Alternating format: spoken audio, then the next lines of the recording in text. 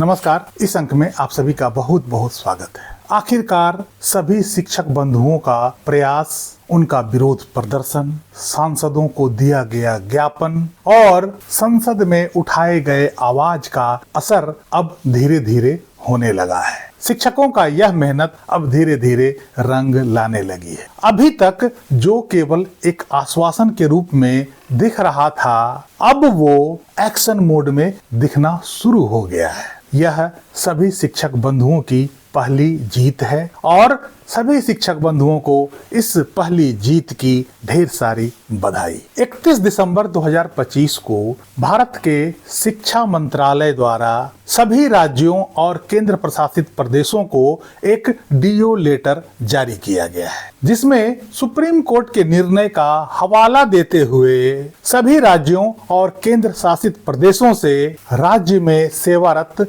सभी शिक्षकों के बारे में विस्तार से जानकारी मांगी गई है। यह पत्र सभी राज्यों और केंद्र शासित प्रदेशों के प्रमुख सचिव को भेजा गया है और 16 जनवरी तक सभी राज्यों से इस बारे में आवश्यक रूप से जानकारी मांगी गई है। सबसे पहले हम यह देखते हैं कि आखिर उस लेटर में क्या कहा गया है। उसके बाद हम यह देखेंगे कि आखिर क्या क्या जानकारी मांगी गई है और अंत में यह भी देखेंगे कि इस पत्र का आशय क्या है। यह पत्र भारत सरकार के शिक्षा मंत्रालय द्वारा इशू किया गया है और यह 31 दिसंबर 2025 को जारी किया गया है। इस पत्र में 7 बिंदु हैं। पहला बिंदु का जो ओपनिंग लाइन है वो कहता है कि this is with reference to the judgment dated 1 September 2025 wherein the Honorable Supreme Court has inter alia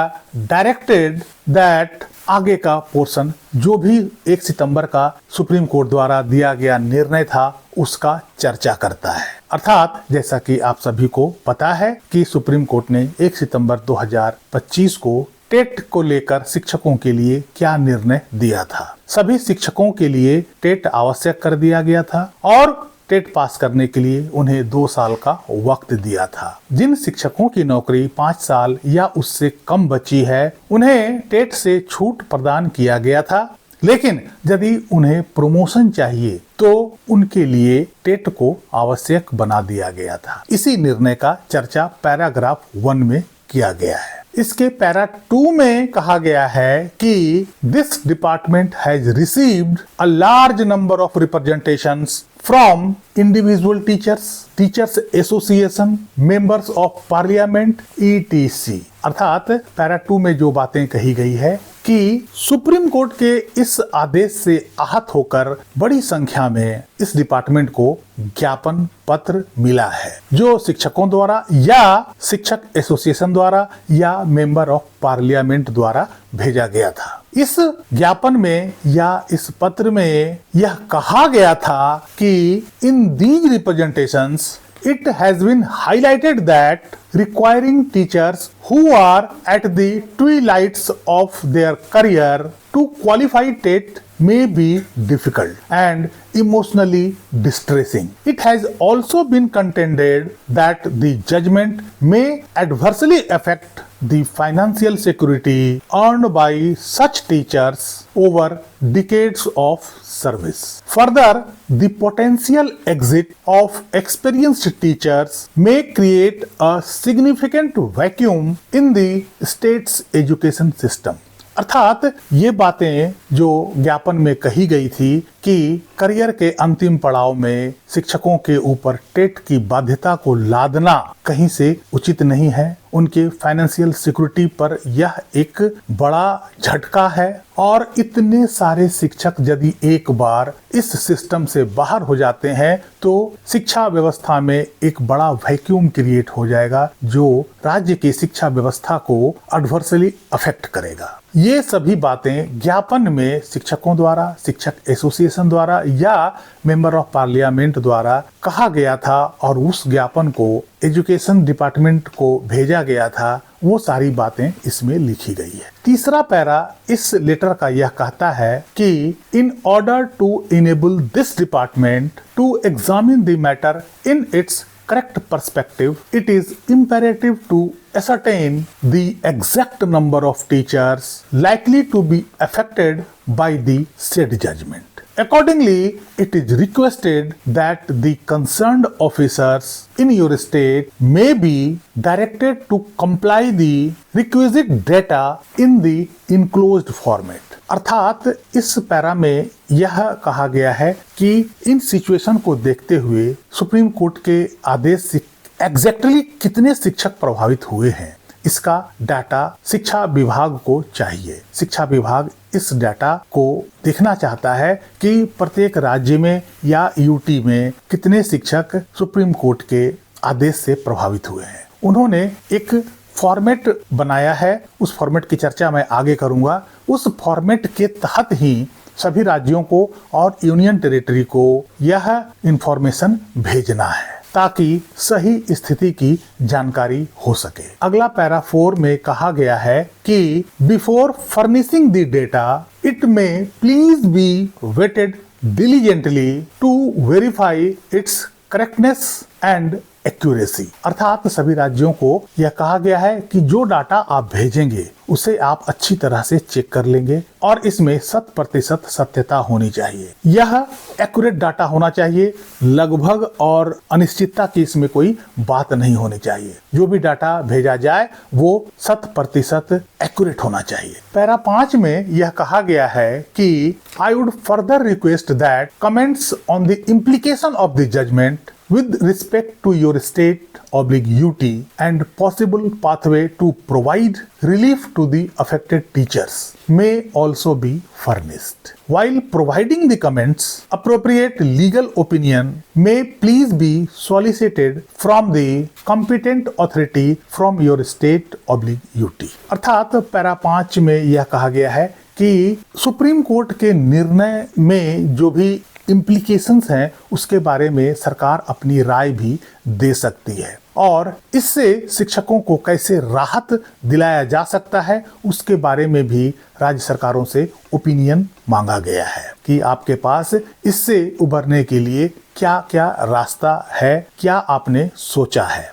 और इस ओपिनियन को देने से पहले आप जो आपके राज्य में कॉम्पिटेंट लीगल अथॉरिटी है उससे आप सलाह मशवरा अवश्य ले लें। पैरा नंबर 6 में यह कहता है कि ये सारे इंफॉर्मेशन 16 जनवरी 2025 तक आवश्यक रूप से शिक्षा विभाग तक पहुंच जाना चाहिए। अर्थात सभी राज्यों को यह मैंडेटरी रूप से 16 जनवरी 2025 तक भेजा जाना चाहिए। पैरा नंबर 7 में यह कहा गया है कि शिक्षा मंत्रालय ने 7 फरवरी और 24 मार्च को भी एजुकेशन में शिक्षकों की बहाली को लेकर कुछ इन्फॉर्मेशन जो दिए थे उसके बारे में इसमें चर्चा किया गया है। हालांकि वो इस मैटर से इतना रेलिवेंट नहीं है। यह था पत्र जो शिक्षा मंत्रालय द्वारा सभी राज्यों को और यूनियन टेरिटरी को भेजा गया था। इसमें जो बातें लिखी गई थी आपने समझ लिया है। अब इसके साथ कुछ अटैचमेंट भी थे। उस अटैचमेंट में फॉर्मेट था। फॉर्मेट के हिसाब से ही, उस फॉर्मेट के आधार पर ही सभी राज्यों और केंद्र शासित प्रदेशों को शिक्षकों का इंफॉर्मेशन भेजा जाना चाहिए। पहला जो फॉर्मेट है उसमें राज्य में कितने शिक्षक कार्यरत हैं, कितने शिक्षकों का प्रमोशन हो गया है और इन शिक्षकों की नियुक्ति कब हुई है और वे किस किस स्तर के बच्चों को पढ़ा रहे हैं। इस फॉर्मेट में प्राइमरी और अपर प्राइमरी दोनों शिक्षकों के बारे में कॉमन रूप से जनरल इंफॉर्मेशन मांगा गया है। दूसरे फॉर्मेट में वैसे शिक्षकों की जानकारी मांगी गई है जो शिक्षक क्लास 1 से लेकर 5th तक के बच्चों को पढ़ा रहे हैं, अर्थात प्राइमरी लेवल के एजुकेशन में इन्वॉल्व हैं। इस फॉर्मेट में एज वाइज कॉलम दिया गया है और वो एज 5 साल के ब्रैकेट में है। अर्थात कॉलम 1 में 21 से 25 साल, कॉलम 2 में 26 से 30, फिर 31 से 35, फिर 36 से 40, फिर 41 से 45, फिर 46 से 50, फिर 51 से 55, फिर 56 से 60 और लास्ट कॉलम में 60 से ऊपर के शिक्षकों के बारे में पूछा गया है। इसमें जो इंफॉर्मेशन मांगा गया है वो 2011 से पहले कितने शिक्षक सेवारत हैं और उनमें से कितने शिक्षकों ने टेट पास कर लिया है। उसमें यह भी इंफॉर्मेशन मांगा है कि 2011 के बाद कितने शिक्षकों की नियुक्ति हुई है और उसमें कितने शिक्षकों ने टेट पास कर लिया है। इसके अलावा इसमें एक और भी कॉलम है जिसमें अदर रेलिवेंट इंफॉर्मेशन भी मांगा गया है। यदि कोई एक्स्ट्रा या अदर इंफॉर्मेशन रेलिवेंट है उसकी भी जानकारी दी जाए। इसी प्रकार तीसरे फॉर्मेट में उन शिक्षकों की जानकारी मांगी गई है जो क्लास 6 से 8 तक के बच्चों को शिक्षा दे रहे हैं और उसमें भी एज वाइज कॉलम दिया गया है। यह भी एज 5 साल के ब्रैकेट में ही दिया गया है, जैसे 21 से 25, 26 से 30। और इन सभी शिक्षकों के बारे में वही सवाल पूछे गए हैं कि कितने शिक्षकों की नियुक्ति 2011 से पहले हुई है,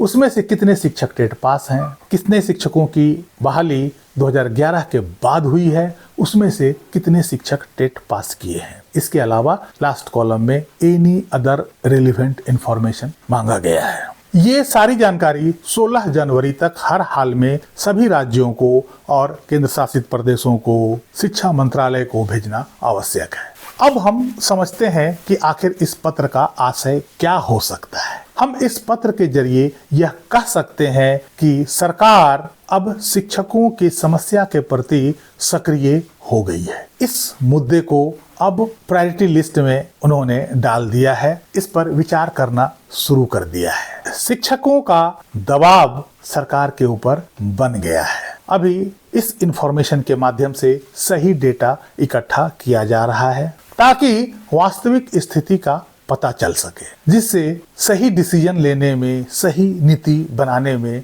सहायता मिले। 16 तारीख तक रिपोर्ट मांगने का क्या अर्थ हो सकता है? जहां तक मैं समझता हूं इसके पीछे 2 कारण है। पहला कारण कि 20 जनवरी से बजट सत्र शुरू होने जा रहा है। जैसा कि शीतकालीन सत्र में हमने देखा कि शून्यकाल में इस पर काफी चर्चा हुई, इस मुद्दे को काफी जोर शोर से उठाया गया। बहुत सारे संसद सदस्यों ने इस मुद्दे को प्रमुखता से उठाया। चूंकि वे मुद्दे सारे शून्यकाल के दौरान उठाए गए थे, इसलिए सरकार के ऊपर कोई दबाव नहीं था कि इसका जवाब सरकार दे।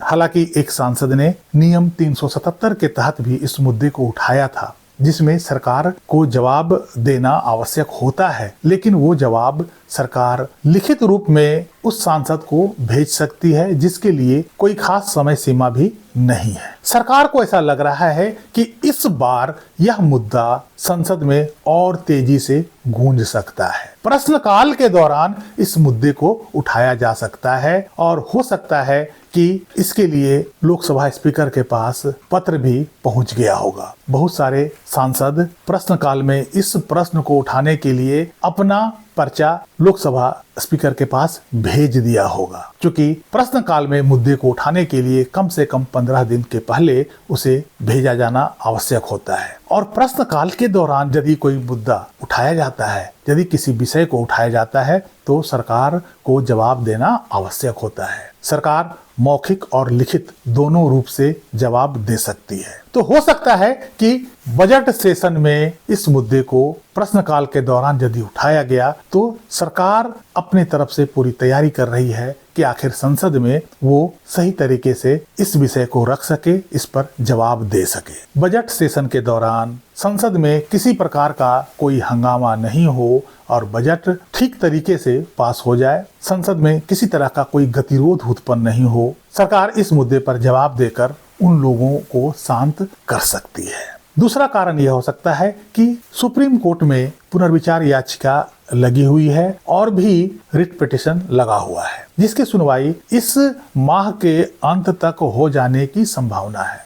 सरकार डेटा इकट्ठा इसलिए कर रही है कि वो सुप्रीम कोर्ट में इस मुद्दे पर जवाब दाखिल कर सके और शिक्षकों को राहत दिलाने के लिए सुप्रीम कोर्ट में अपना पक्ष भी रख सकती है, क्योंकि सरकार भी कहीं न कहीं यह नहीं चाहेगी कि लाखों शिक्षकों की नौकरी खतरे में पड़ जाए और पूरा शिक्षा व्यवस्था चरमरा जाए। इसलिए सरकार हो सकता है कि डेटा प्रिपरेशन करके वो अपने पक्ष सुप्रीम कोर्ट में रखने के लिए भी इसकी तैयारी कर रही हो। इसके अलावा इस पत्र में जो इन्फॉर्मेशन मांगा गया है, उस इन्फॉर्मेशन में 2011 से पहले के शिक्षकों का और 2011 के बाद नियुक्त शिक्षकों का अलग अलग तरीके से मांगा गया है। इससे एक बात की झलक मिलती है या जाहिर होता है कि सरकार वो जो डेडलाइन है शिक्षकों को टेट पास करने की, वो कहीं न कहीं 2011 ही बनता दिख रहा है। यदि डेडलाइन 2010 होता तो शायद